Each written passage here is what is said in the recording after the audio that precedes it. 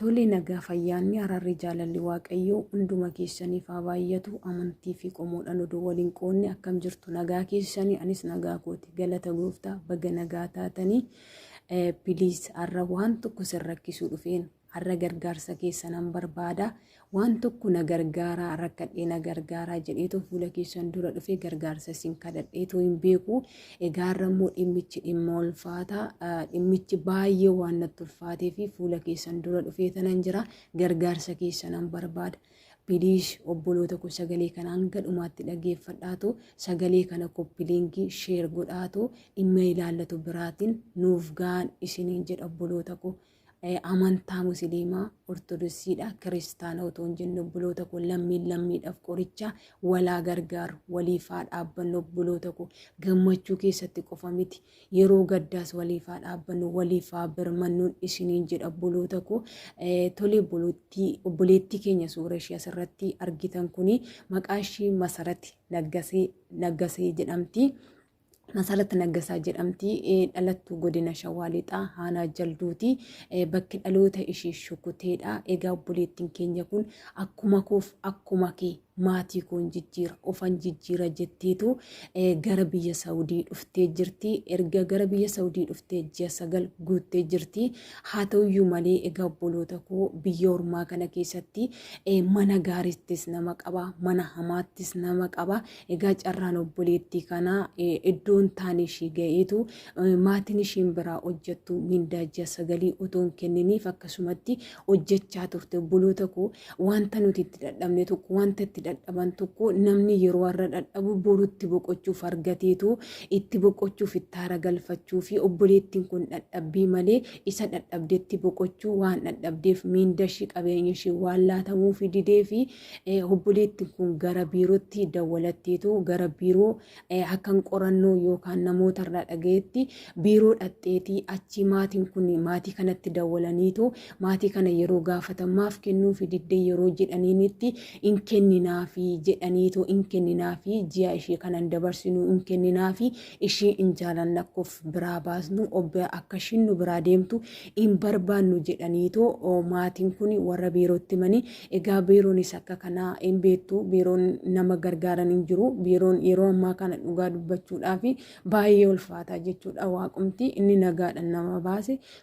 Nagaadhaan deebisee maatii ofiitti biyya ofiitti nama hagashu dhugaa baay'ee ulfaata achi biiroon tole jedhanii deebisanii haa ta'uyyuu malee maatiin in kenninaaf jedhanii fudhatan kun miindaa ji'a 5 qofa kennanii fi miindaa ji'a 4tu biratti hafee isarratti otoo walitti dudubbachaa jiranuu maatii wajjin otoo tokkummaan qabaatiin hiriyoota isheetiif yookaan maatii isheetiif haala akkasii keessan jira ammayyuu miindaan koona jalaa qabamee jira na rakkisaa jiru naa kennaa in jiran jettee obboleettiin kun dura dhaamsatteetu hiriyoota isheetti himattee turte. Haa ta'uyyuu malee obboleettiin kun utuma haala akkanaa kanaan jirtu toorarraa hin baddee turte. Toorarraa baddeetoo yeroo takka turtu obboleettiin kun boqotteerti duuteerti kan jedhan maatiin dubbatanii turanii jechuudha. Ishee obboleettiin kun haala akkamiitiin boqottee maal taate boqottee kan jedhanii yeroo gaaffii dhiyeessaniif immoo of ajjeestee ofishiitiif of ajjeeste kan jedhan maatiin ishiin biraa hojjettu kun akkasitti dabarsanii turan. Egaa obboloota koo dhugaa dubbachuuf barree amma keessa jirru kun baay'ee bara ulfaataadha.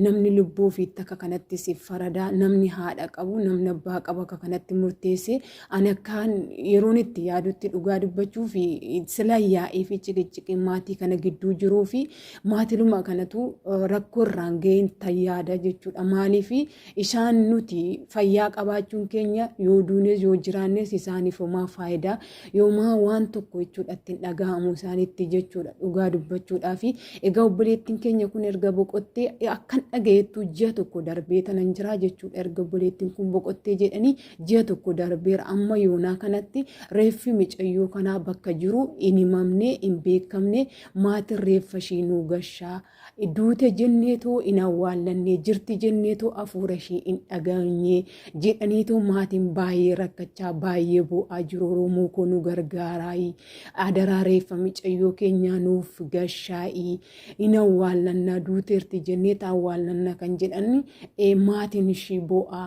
rakkina hamaa keessa waan jiraniif piliis obboleetti haadha qabdu obboleessi haadha qabdu sagalee kana sheerii godhaatoo koppiliinkii godhaatoo dhimma ilaallatu bichaadhaan biraan nu ga'aatoo akkasuma obboloota mucayyoo kana gargaaruu danda'an obboloota dhimma kana baqaa furuu danda'an biraatiin nu ga'an isiniin jedha obboloota koo.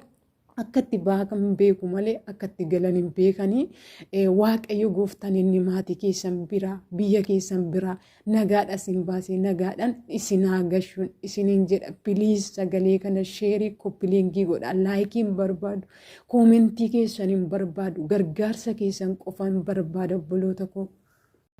Hayyaa carraa ijoollee keenya biyya Saudi Arabiyaa keessa jiranii. Dhugaa waaqayyo waan dubbannu wallaallee gubanne dhugaa waaqaa jechuudha. Wanti dubbannu wallaallee jirra. Maaloo obboloota koo dhugaa hundi keessanuu iyyadhaati akka Saudi Arabiyaan nurraa cufamu maqaa akka nurraa cufamu akka duraan isaatti akka nurraa cufamu ijoollee keenya fixaa jiran. Ijoollee keenya fixaa jira ijoollee keenya sirriitti dhumaa jiran Saudi Arabiyaa keessatti hundi keessa sagalee walii ta'a adaraa keessa irratti ilaalinaati. Ijoolleen Saudi Arabiyaa keessatti sirriitti dhumaa jirti ijoolleen keenya dararamaa jiru dhumaa jiru du'aa jiru reeffa isaanii guyyaa guyyaa fe'amaa jira dhugaa waaqayyo jechuudha. Ijoolleen keessattuu ijoollee haarawaa dhufte jechuudha. Obboleettiin kun erga duutee rejuu agguutte jedhanii jiranii hanga ammaa reeffi ishii gara biyyaa hin galle jechuudha. Hedduu nama gaddisiisa dhugaa waaqayyo jechuudha.